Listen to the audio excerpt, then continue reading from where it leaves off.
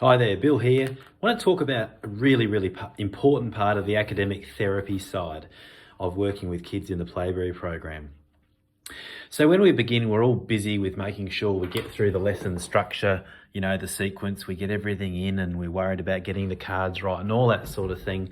And as we get more experienced, we start to think more about the kids and giving them feedback. So our kids really need feedback. They need a lot of feedback. They need to see their improvement all the time, and just their testing at the end of the year isn't enough. So our kids, there's this idea called attribution theory, which has been studied particularly with kids with dyslexia. And when kids with dyslexia have improvement, they can be less prone to attribute that improvement to their work and more likely to attribute that improvement just to luck, because these kids kind of, sometimes don't see a lot of progress. So what we've got to do in working with them is constantly think of ways to feed back to them how they're progressing, so they can attribute their hard work with the cards and their practice at home to the hard work that they're doing and see the link.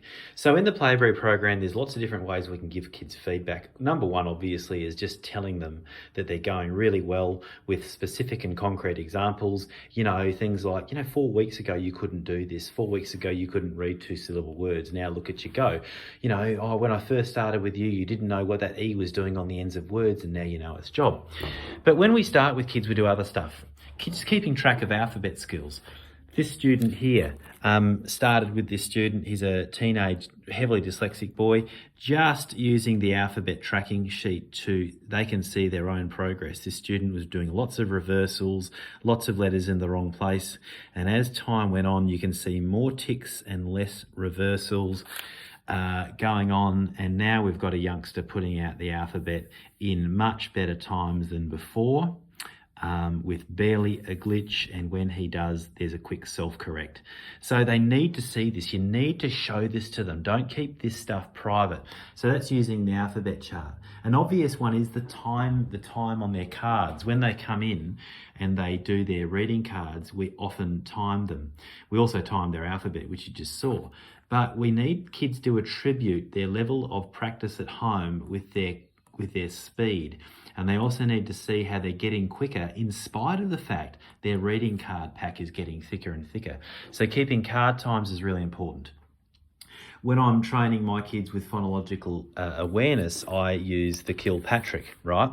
So I start my kids and check them on the past. This student started on G1, having trouble substituting initial consonant sounds. And as this student trained with me with the 1-minute activities, they started jumping between levels, and now the student is pretty much proficient at the M2 level. So I'm always showing them their chart. I go, hey, you've made a jump, put the dates behind me. I've got the Kilpatrick year level thing. So if I can't be bothered pulling out the chart, I go, you were here, now you're here. They need to see that progress. Always talk about their progress. And then there's the competition thing. So look, not all of our kids will be really quick with the cards, right? But I'll tell you what, the kids that practice them at home tend to be the ones that end up on my card drill record sheet or board. So you can see the kids' names with their times. These are the kids who have the quickest times at certain Playberry teaching points on their cards. So years and years of doing this has actually showed me that it's the kids who practice the cards in spite of their rapid naming speed and that sort of thing. It's the kids that put in the work that end up on this chart. So there's the card drill records there. I get my kids to put out their cards their concept cards into families sometimes to show the links between them instead of just going through them traditionally. So you can see that there are some records starting to form, and we've started playing Cracker Scramble with my kids when they have to put out they have to make words from the Cracker Scramble part of the word cracking manual, and we've now got one record on the board, young Hugh, 42 points. So all of these different things we do with kids to show them their feedback are so important, because if they don't see the progress, they're just more likely to give up on themselves. So thanks for watching.